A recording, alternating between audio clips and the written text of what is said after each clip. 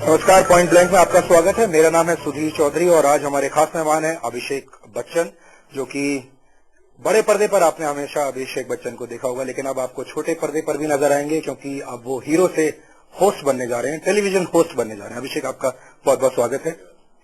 2009 में हमने आपको प्रोड्यूसर के तौर पर देखा, प्रोड्यूसर के रोल में देखा जब आपने पा बनाई, और 2010 में हम आपको टीवी होस्ट के तौर पर देखने वाले हैं।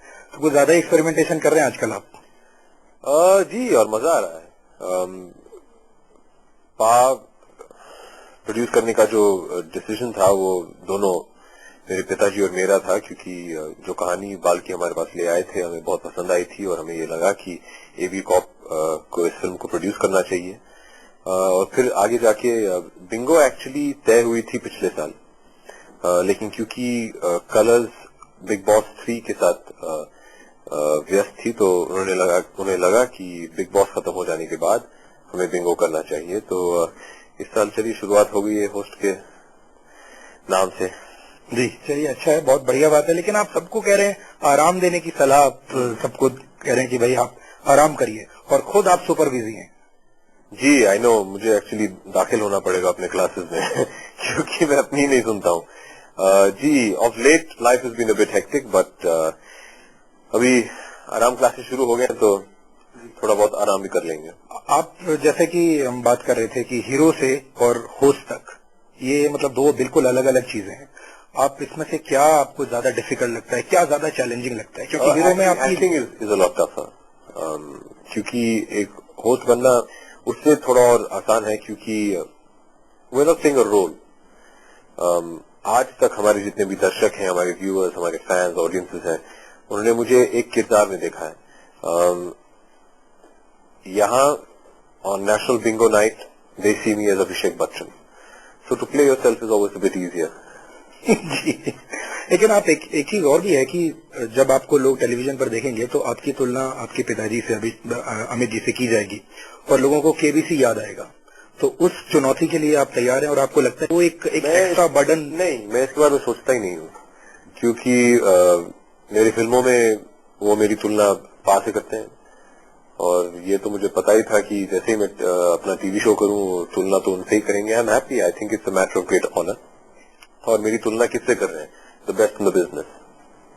आपने कोई टिप्स लिए उनसे जब आप ये इस ऑफर को स्वीकार कर रहे थे? तो आपके बीच में कोई टिप्स तो नहीं लिए, क्योंकि केबीसी और Bigg Boss is totally different format to National Bingo Night का जो फॉर्मेट है वो एकदम अलग है।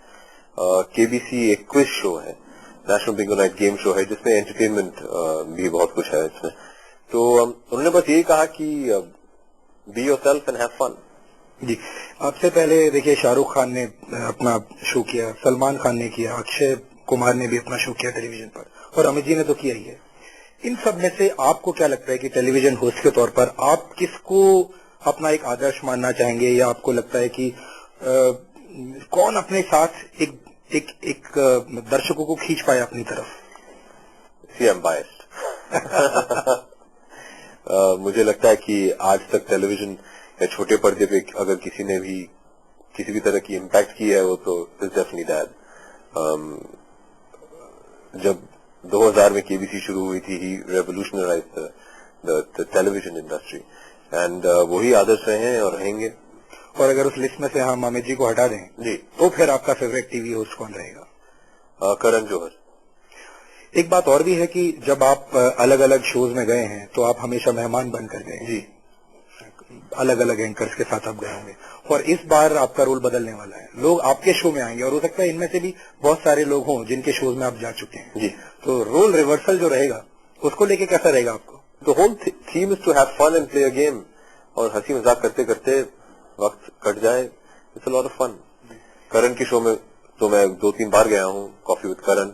शाहरुख के जो शो है मैं उनपे नहीं जा पाया हूँ, केबीसी 3 और 5 के पास, but I love to, he is fantastic. आमतौर पर जब बड़े जो हीरोज हैं वो जब टेलीविजन के पर्दे पर आते हैं तो कहा यह जाता है कि पहली चीज, या तो उनके पास बहुत समय हो जाता है, खाली होते हैं, तब वो टेलीविजन पर आते हैं। सेकेंड, बहुत बड़ा पैसा उनको ऑफर किया जाता है, तब आते हैं। और थर्ड, ये भी हो सकता है कि पैशन। आपके इन तीनों फैक्टर्स में से आपके साथ कौन सा था? तीसरा, क्योंकि साल 2000 में जब केबीसी शुरू हुई थी, केबीसी के 2-3 महीने के बाद उन्होंने एक और छोटा सा प्रोग्राम शुरू किया था, जूनियर केबीसी, जो शायद संडेज को वो लोग दिखाते थे विथ चिल्ड्रन। और उस वक्त वो चाहते थे कि जूनियर केबीसी को मैं होस्ट करूं, लेकिन 2000 में रेफ्यूजी रिलीज हुई थी और मेरी शुरुआत हो गई थी फिल्म इंडस्ट्री में, तो मुझ में उतना कॉन्फिडेंस नहीं था कि मैं टेलीविजन को करूं, और मुझे लगता नहीं था कि मेरे पास इतना समय है कि मैं करूं, क्योंकि अपनी फिल्मों में व्यस्त था मैं। और आगे जाते जाते बहुत सारे ऐसे ऑफर्स आए जो मुझे इतने पसंद नहीं आए, क्योंकि if it was a talk show, उसका सिर्फ टॉक शो होना मुझे नहीं लगा कि इतना इंटरेस्टिंग है, या कोई गेम शो हो या टीवी सीरियल हो। मुझे लगा कि मेरा जो फिल्म के जो अपॉर्चुनिटीज थे मेरे लिए, वो मोर इंटरेस्टिंग। फिर आके बिंगो आया मेरे पास, और कलर्स के जो लोग हैं वो बिंगो लेके आए मेरे पास, और बिंगो का जो फॉर्मेट है मुझे बहुत पसंद आया।